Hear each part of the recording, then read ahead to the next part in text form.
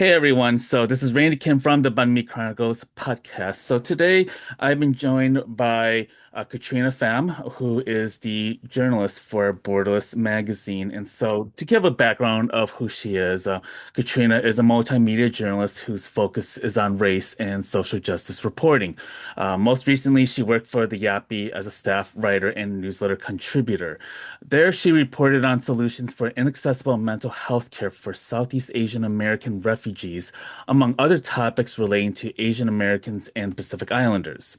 Before Borderless, she interned for ABC7 Chicago's Race and Culture News team, connecting with community organizations in Chicago to pitch stories for the newsroom. Katrina was born in Chicago, where both her parents had settled after arriving in the United States as refugees from Vietnam following the end of the war.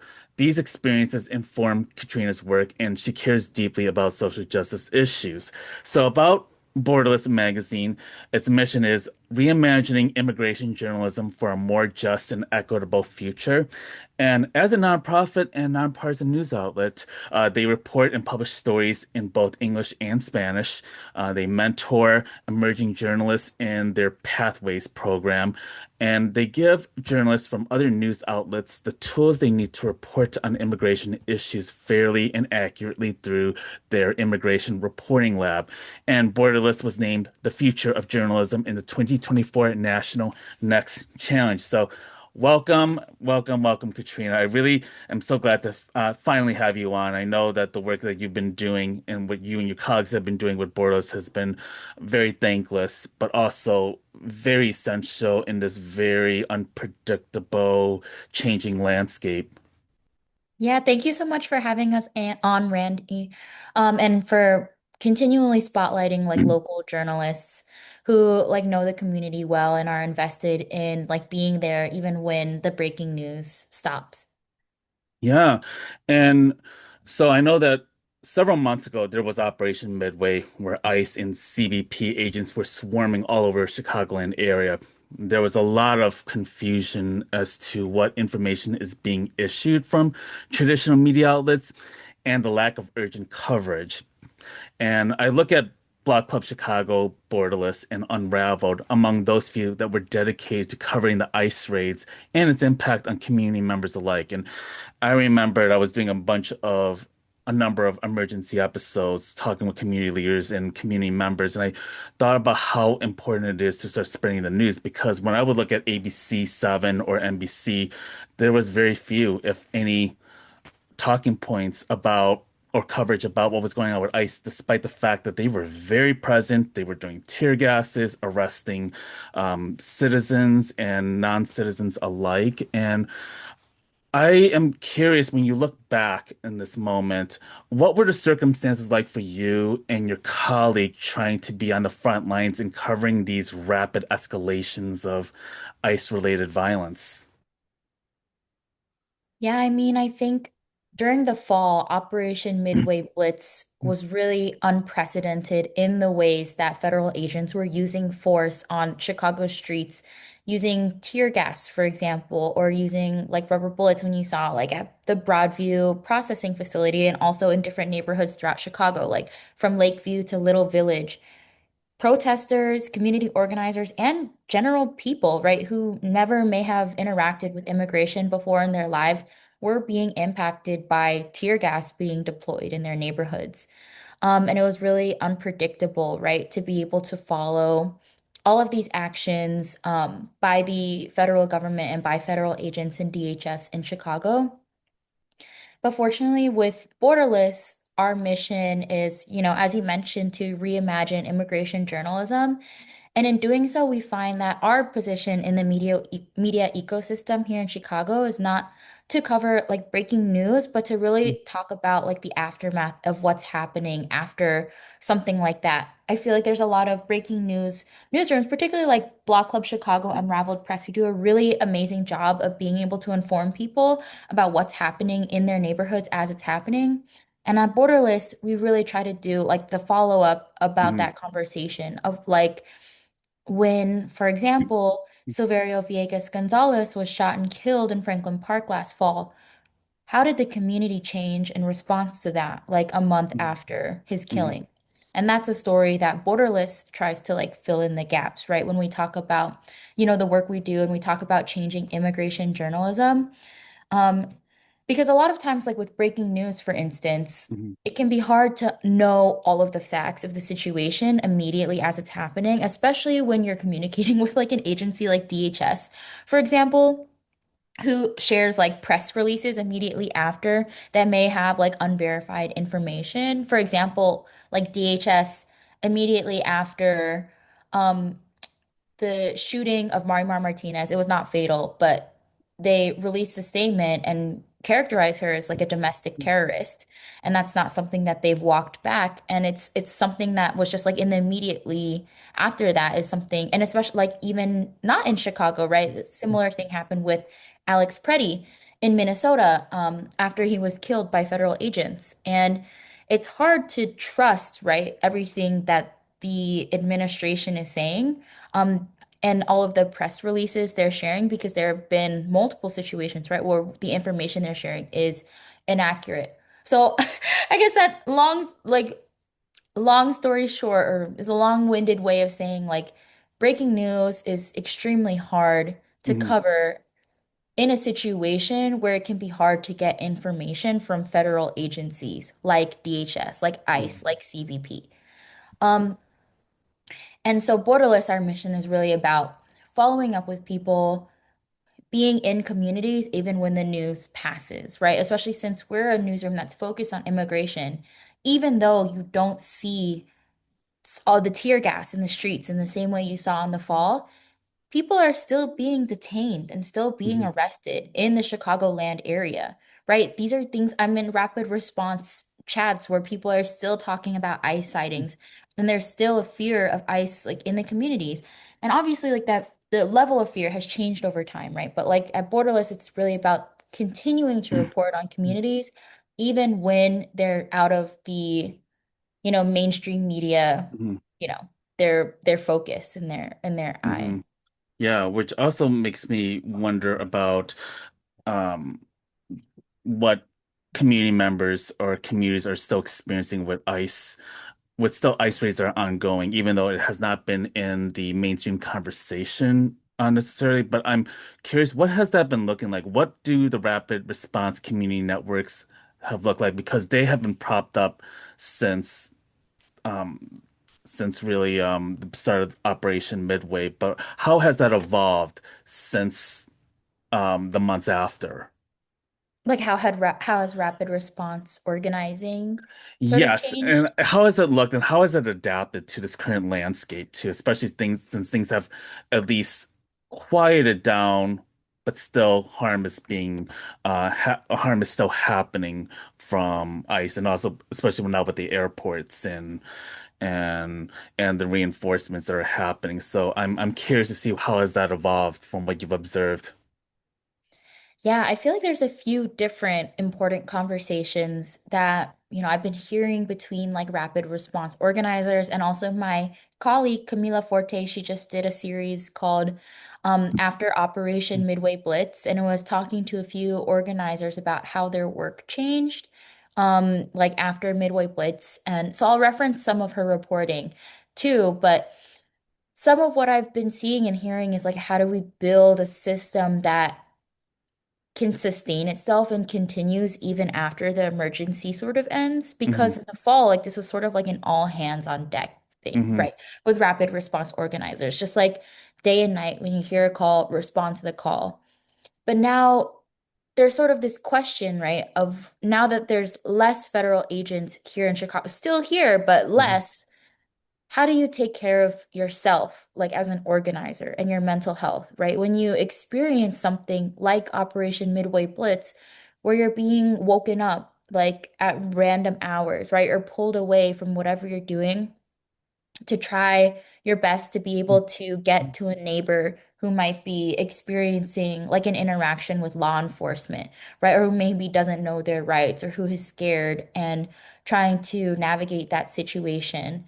And so some rapid response organizers I've talked to have really been thinking about like mental health and balance and how to sustain Hmm. themselves in this kind of work, which is rewarding, right? To know that you're supporting your neighbors, but at the same time can be taxing when Mm-hmm. you have other things like full-time jobs. A lot of like rapid response organizers that I know are volunteers, right? This is like not their full-time job. They don't get paid to do this.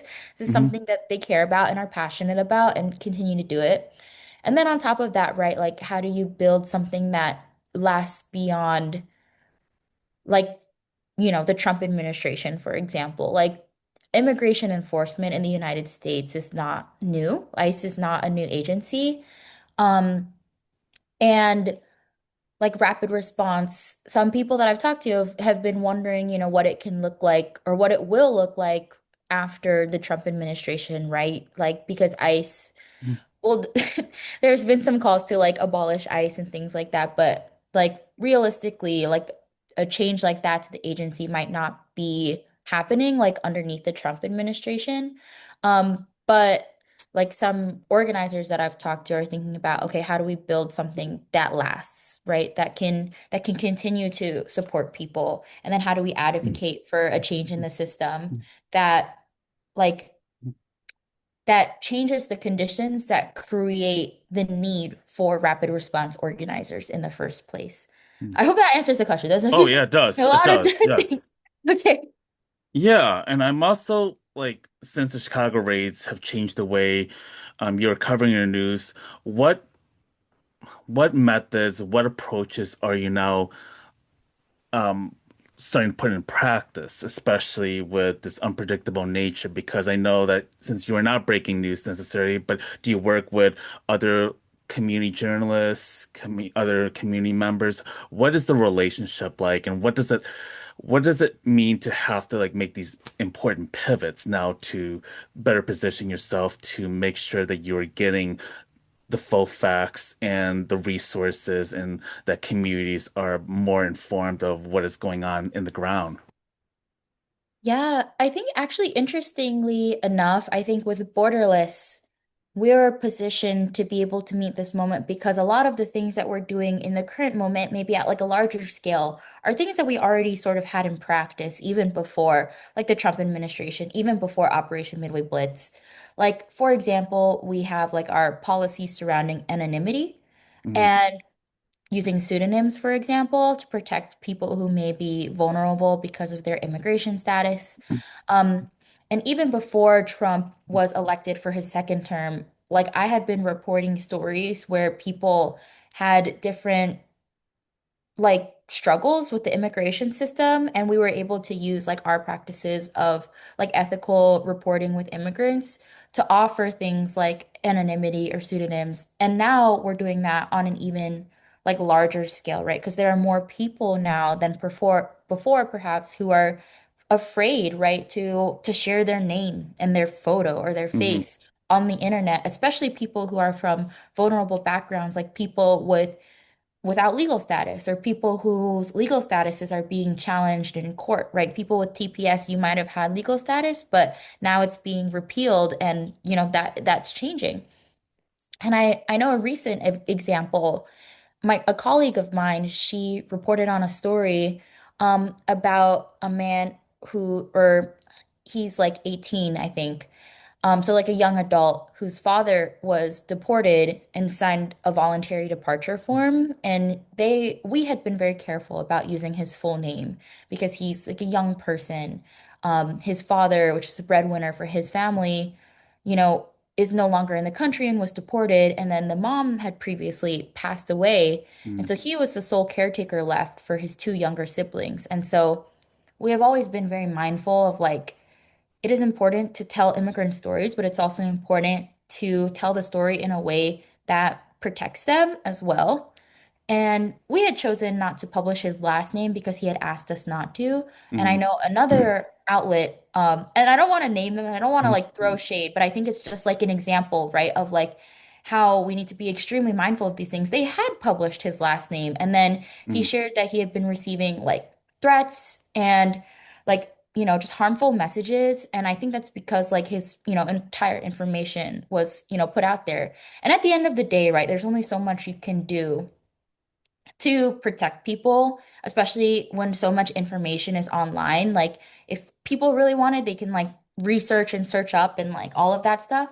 But that's why it's extremely important, like while we're writing the story and while we're publishing it, to be mindful of the consequences of putting someone's like full name out on the internet and having it be like an open conversation with the people we're reporting with about how to do that in a way that protects them and in a way that they Mhm. feel most comfortable with. Mm. So that's like one of the things I feel like that positioned us to meet this moment in a way that protected, our sources.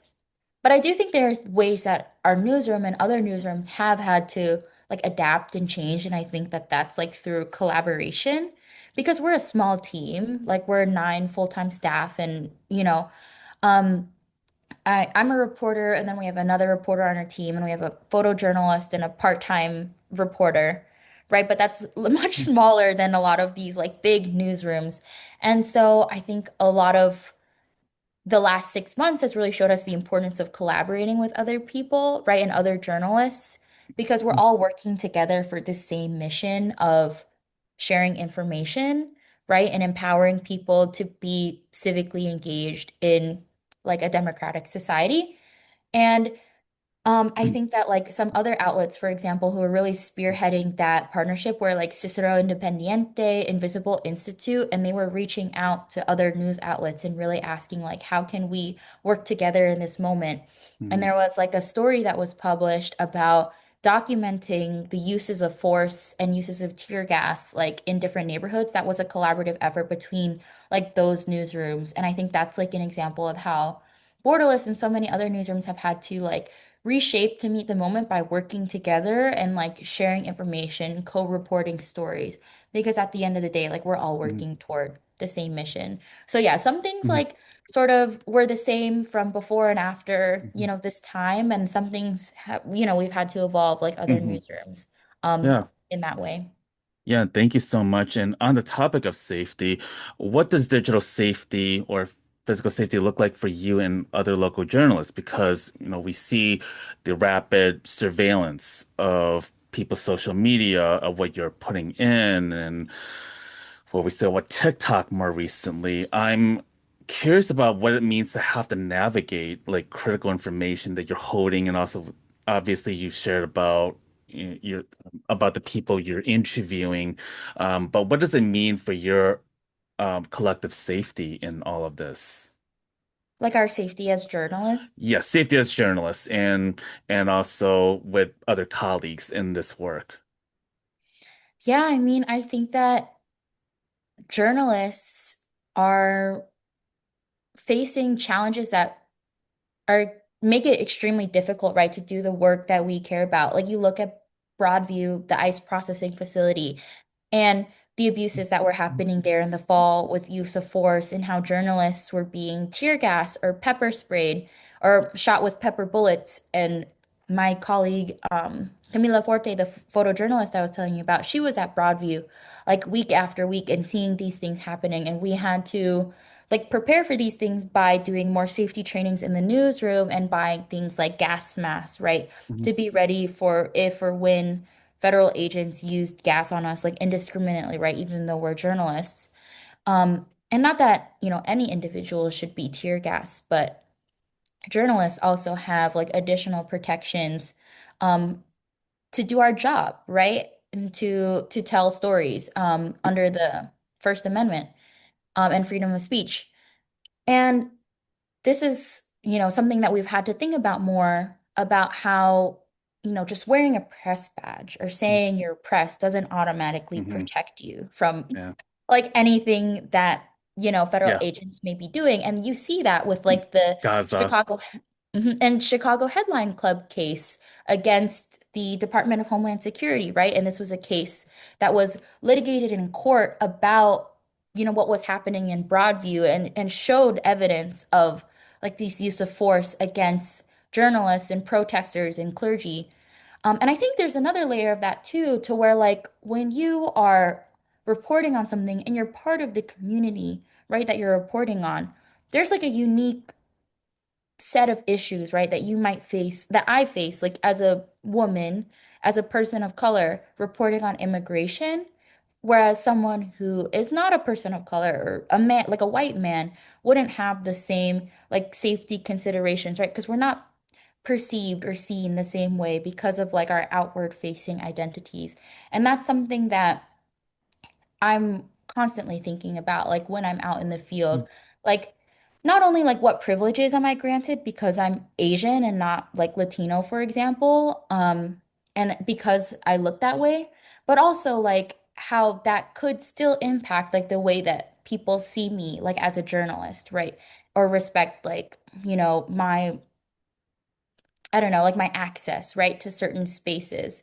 So yeah, those are some things that I'm like definitely thinking about. And then you mentioned digital safety, and I think that's an extremely important one too, right? Because I personally, like, I'm posting a lot of videos on our social media. That's like a large part of my job is to break down Hmm. immigration policy for social media. And because of that, I'm just naturally right, have to be like in public and people have to see my face. And I'm sharing my face publicly. And I've had to talk to family members, for example, about, being careful about what they're posting on social media, right? Because they could find my family. Like, I'm not quiet about the fact that, my parents are like from Vietnam and were refugees after the Hmm. war. And it's not too hard to like, go through social media maybe and find my family. And then you can find like information about them or about me. And so that's something that I've been thinking about, and I have received like messages from other like people or community members or like like people on Instagram, right? Hmm. Like trying to like, obviously, I don't know what their intent is, but these messages can make me feel unsafe, or like the Hmm. way that people comment on our posts about like it being fake news or about like sharing negative comments. It can make me feel unsafe, especially as someone who's like posting my face on the internet. Hmm. And so that's something that I've been thinking about and how to protect myself online by making sure that, all my bases are covered, that my family is protecting themselves, and so that I'm protecting myself as well and making sure I'm very private about like the information I share. And like when I'm recording videos, for example, I'm Hmm. not recording it in front of my apartment. Like I'm going somewhere else. And if Hmm. I'm in my apartment, I'm making sure people can't see anything like from my personal life that they could use to like find me. Or if I'm posting about like where I am, I'm not doing that like immediately when I'm there. Like if I'm at a parade or a protest, I'm not posting that like right at that moment, but I'm gonna post that maybe a few hours later when I'm somewhere else. So I know Hmm. that like because you never know, you just always have to be careful. Yeah, no, these are very important tips and important reminders. And also, like, for those that are listening, I hope that people get to tune into my previous episode with Kala, your protest safety Kuya, who does a lot of work revolving around digital and physical safety for civilians. And I'm also like, we are in this very challenging what obviously journalism is in a very, very challenging state right now with the increasing censorships and also with a lot of publications going out of business and losing a lot of the communities, especially like in suburban and rural areas. And I I'm just wondering, like, how are people going to continue to receive accessible, hyper-local news? I mean, I think this is the ecosystem seems to have shrunken, but do you feel like with what has happened now, are people now turning to you, or are they turning to social media or podcasts? I'm curious to see where people's heads are at with this, and I'm curious to get your perspective on it. Like what I'm hearing from everyday people about how they want their news, or like as journalists and Mhm. like within the industry, like what our concerns are like for the Yeah, I think that I know it's like a two-part question, but I'm Mhm. definitely interested in seeing how people are consuming their news or what's the demand for it right now. And for journalists, like as far as trying to, navigate this very unpredictable economic uncertainty regarding for many publications and news outlets. Yeah, I think for the first part of the question about how people want their news, I think there's like this. misconception that people aren't reading the news anymore. And I don't think that's true. I think people are just not reading the news in the way that we have traditionally seen what news looks like. For example, like different generations, like I can think about my parents' generation or like older adults who really think about the news as like a magazine that they Hmm. get on their doorstep. Or they turn on the TV, they see CNN or NBC or ABC, and they're like, okay, like this is the news. Hmm. Whereas I feel like the idea of what news looks like has really changed, and now people are getting a lot of news through like trusted sources. Who is an individual that they trust in their life to give them information? And for a lot of people, that might be like a content creator on social Hmm. media who is digesting news and like sharing it with them. Or that might be like their friend posting about something on their social media. And then they're like, oh, I didn't know that was happening. Now I know that's happening. And like maybe let me repost it, for example, or post it somewhere else. So I think that like there's still a appetite for news and information, but it just has sort of evolved in the ways that people are getting their news. And at Borderless, we're a completely online magazine, and we have Hmm. some like zines and resource guides that we print in person, but most of our products are like online and most of our stories are online. And our Instagram has really been a huge part of like how we define our audience. Hmm. And on our Instagram, it's been continually growing ever since I started in Borderless in 2023 because I think there's such an appetite for the kind of information we share on there, which I think is unique because we share a lot of explainers or resource guides, or we have videos like breaking down policy instead of just saying, like, oh, this thing is happening. We'll be like, oh, this thing is happening and this Hmm. is how it will impact you. Or, Hmm. like, for example, SNAP, certain immigrants with certain legal statuses were taken off of SNAP recently because of the big, beautiful bill that passed last year. Hmm. And our post about it wasn't just like immigrants are getting taken off of SNAP. This is so sad. It's like, okay, immigrants are getting taken off of SNAP. If you have this status, you could be impacted by it, and here's what you should do, or here's where you can find free food near you. And I've noticed, especially since I'm like creating our Instagram posts and creating these videos, I noticed that that sort of information, like information that people can really use, has been really essential, right, for Instagram Hmm. because people are sharing it to their friends. They're saying like, "Oh, like if you need to know this, like let me share this thing that's happening." And so a lot of like our news has been disseminated through like digital means and through Instagram. And a lot of the news that I see resonating with people, at least from Borderless, is content that really breaks down how to make sense of the world around you and something that you can use right in this very moment. Like during the fall, like when there were, reports of National Guard potentially coming to Chicago, we made a post that was like, okay, this is what a National Guard agent would look like, Hmm. and this is what an ICE agent would look like, and this is what the police looks like. This is CPD. Because they're all law enforcement, right? But they're all different. They have very different responsibilities and they have different um like protocols, for example. So it's important for people to know that. And that is a post that did like extremely well. And a lot of people were sharing it, I think, because it's like information, not just like saying, okay, the National Guard might come to Chicago, but like if they do come, this is how you can know, like whether or not like that person on the street is a National Guard agent or an ICE agent or CPD. Because and it's really important because in Hmm. Chicago, CPD isn't supposed to work with ICE, or they're not supposed to conduct civil immigration enforcement. Hmm. Hmm. So that's, maybe answering like the first part of the question about like what people are searching for and what kind of news is resonating. And for the second part about like the future of news and especially amid all of these funding cuts, I think it's scary, right? To think about like what will happen to news because like you see these massive layoffs at like newsrooms like the Washington Post, for Hmm. example, right? Where a lot of people get their news and information. And when there's less information, I don't think that's a better world for anyone, right? Because information is what empowers us. Information is what helps us make decisions to our best, you know. information is what helps us make decisions in our best interest, right? Whether that's making a decision about your immigration case, right? And about knowing what is happening with legal statuses and knowing whether or not you should try to get like your legal status in court or just making those sort of decisions for yourself based on the news and information. And so having less newsrooms is, a scary thing and could have serious impacts on people. But at the same time, I think that like nonprofit newsrooms like Borderless, for example, we have a different approach to like news and revenue.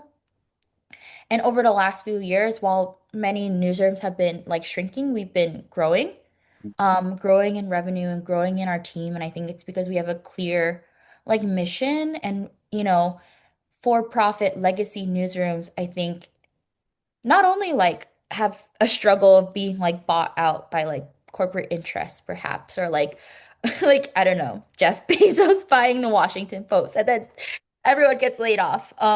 But like nonprofit newsrooms like, it's a different financial structure. So they don't have to worry about like there's different concerns like with money and things like that, but like they don't have that same concern about okay, we need to publish something to make sure we make ad money and make revenue. Um, so I think there is hope, and I think like for everyday people, like the important thing is just like continuing to support your local news outlet, like whoever that may be, or continuing to support news because like it's critical. Mm. And also with the algorithms and social media, I'm very curious about how does this start to change the way you're trying to push out content to the audience that needs to hear this? I mean, as a content creator, as a podcaster myself, I'm actually feeling like I have to completely rewire and rethink the playbook because it has changed again, where likes and follows are not as important as comments or DMs or saves and shares. So I'm curious about how or what steps are you trying to do to make sure that the community news is accessible to everyone? Yeah, I think like it's hard, right? Because like at the end of the day, we can post stuff on our website and we own that, but when you post something on Instagram, like I don't own the algorithm. I have no control over the algorithm. And so I think it's just making sure that we stay up to date about like what's going on with the algorithm. Like I try my best, for example, to stay up to date on Instagram, TikTok, and YouTube Shorts, like news, Mhm. because that's where we publish all of our vertical video content.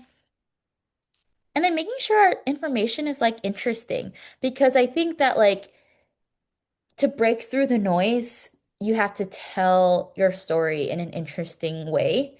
And a lot of like newsrooms, maybe the way they approach their social media is like, let's just screenshot and repost like whatever we posted on our website or just copy and paste it and hope that that's good enough. But no, like you have to take that extra step and think about, okay, this isn't a website, this is Instagram. Like, how can I publish something that people on Instagram it will make sense, right, for them that they're reading that sort of thing on that platform. Like, you have to make it look like it belongs on Instagram. You have to make it look like Mhm. it belongs on TikTok or look like it belongs on YouTube. And so that's something that I always try to do, like with our work, like with the social media and trying our best. It's like, okay, those things are out of our control, but what's in our control is like the content that we create and how we present it. And so I always try to be extremely mindful about what is one thing that I want someone or to take away or learn from this post or video, right? And then I use that mindset to craft like everything that we put out on our social media channels.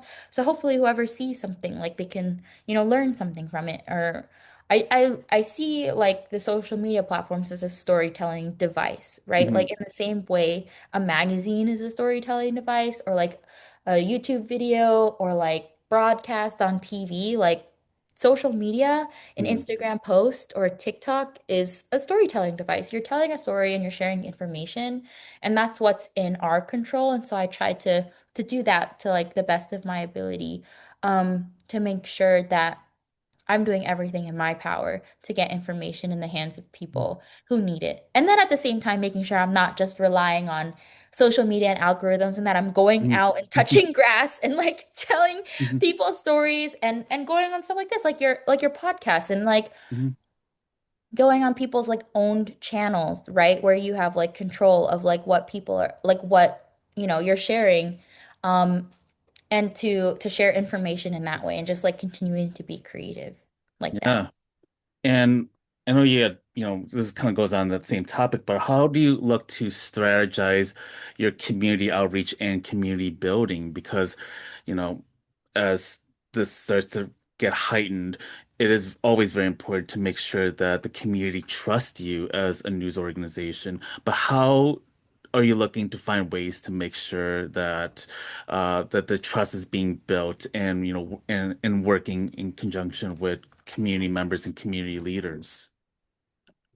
Yeah, I think one of the ways that we build trust at Borderless is we have this method of storytelling called the as told to method of storytelling, where we'll talk to immigrants or people involved in the immigrant community about their story, about their immigration journey, or about an aspect of their life. And then we'll work together with them to collaboratively publish a story that's written in their words. So we'll do an interview with them, and then the reporter, whoever's working on it, will sort of condense that interview, right? And like edit it for clarity. But it's at the end of the day, it's Mhm. all of their words. Like I'm not going to rewrite it or like paraphrase anything. I'm literally taking their quotes in that interview and cleaning it up. And then we send it back to the source and we're like, hey, does this look like, is the things we cut, was that okay to cut that? And is there anything else that you want to add? Or do you feel like this represents you and represents your story? And then once we get there, okay, we publish it on our website. And we have a number of stories that are written in this, as told to method of storytelling that I think is that I think builds trust, right, with the community, right? Because we're not, I think so often trust is broken when people's stories are told in a way that they don't feel like represents them. Mhm. And when we tell stories like from the first person perspective, I feel like, and working with them, right, to show them the story before it's published, to make sure it's something that they're proud of and feel like represent them.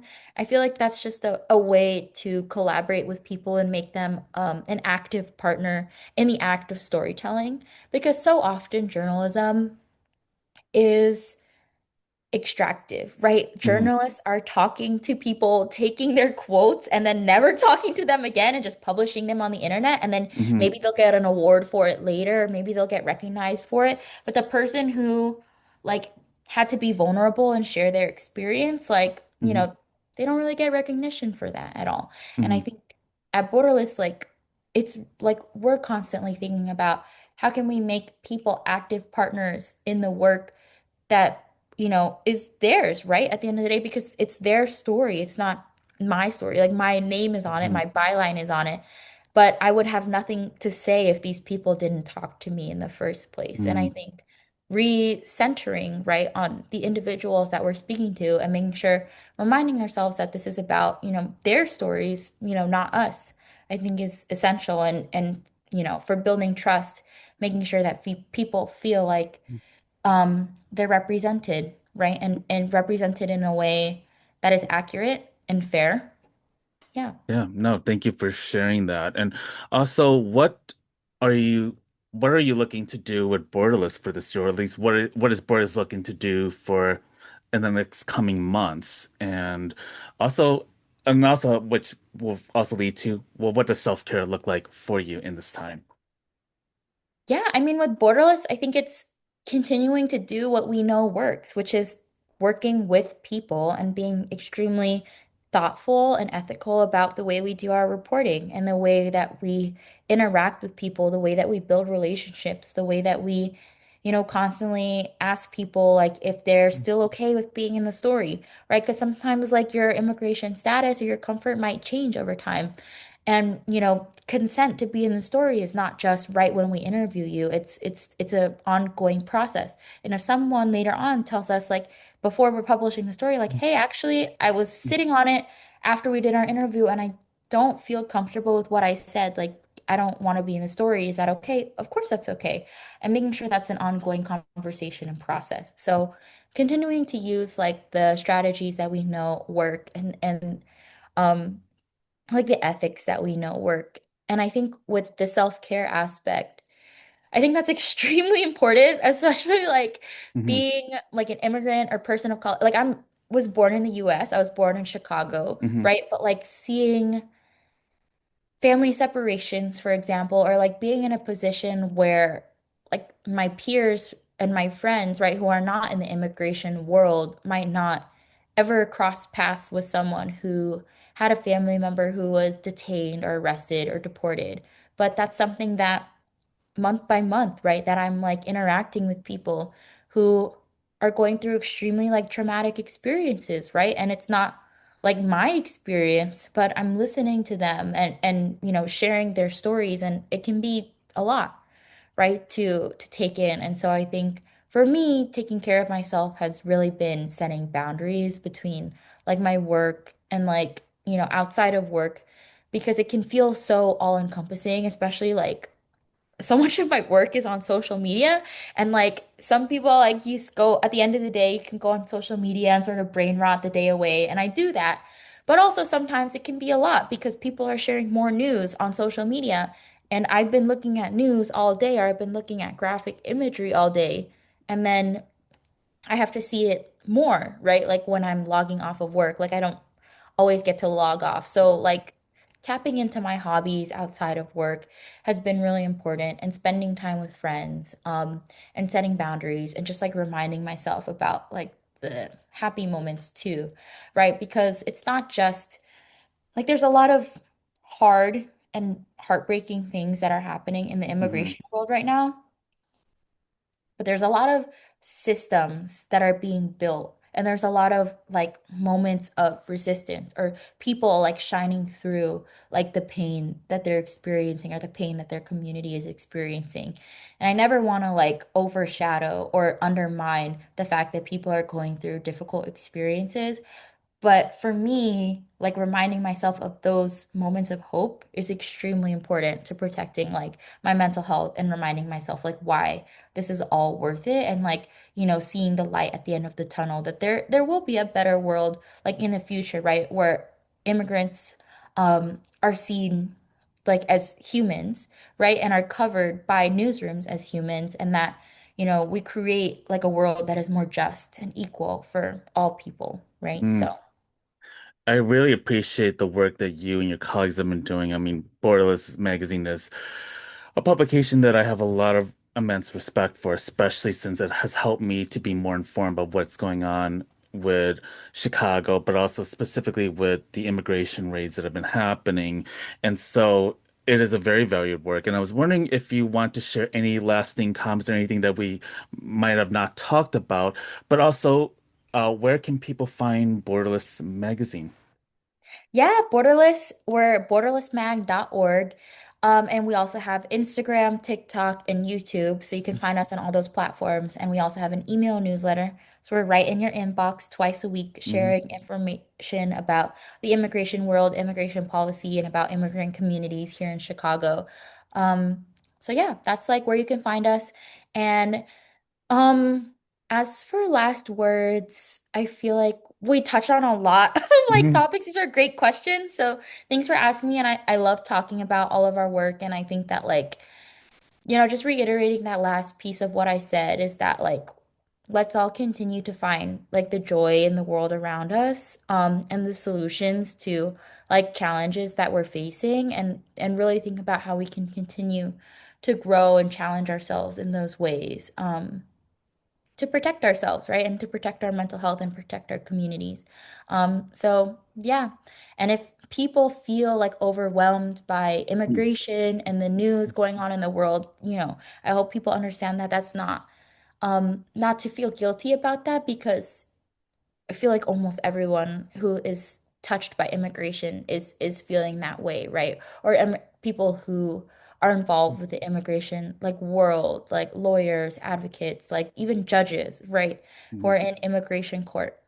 Because it can be a lot. So take care of yourself, because it's not a sprint, it's a marathon. That's something that we say all the time in the newsroom. Um, yeah, I think that's like the last thing. Yeah, I want to say thank you so much for being on my show. And I know that you've been doing such great work, and I hope that you and your colleagues will continue to keep this work going. And also, I hope that people who are listening will get to follow Borderless and be able to invest more time on community journalism, whether it's in Chicago or in your own community. And I hope that this is the spark that needs people to be invested in this, not only as information, but also as a dialogue too, Mhm. and understanding of what's going on. So many, many thanks to you, Katrina, for being on my show today. Yes, thanks so much for having me, Randy, and thanks for always spotlighting like local journalists. And I feel like you yourself are also a local journalist, right? Because you're doing this work, you're telling stories, and Oh, stop it. Yeah, you're I get. reporting, and you're sharing essential information, right? Like your episode with Yeah. Protest Kuya, right? Like and sharing information about safety while protesting. Like that is information reporting as well. That's journalism as well. Oh, thank you. Thank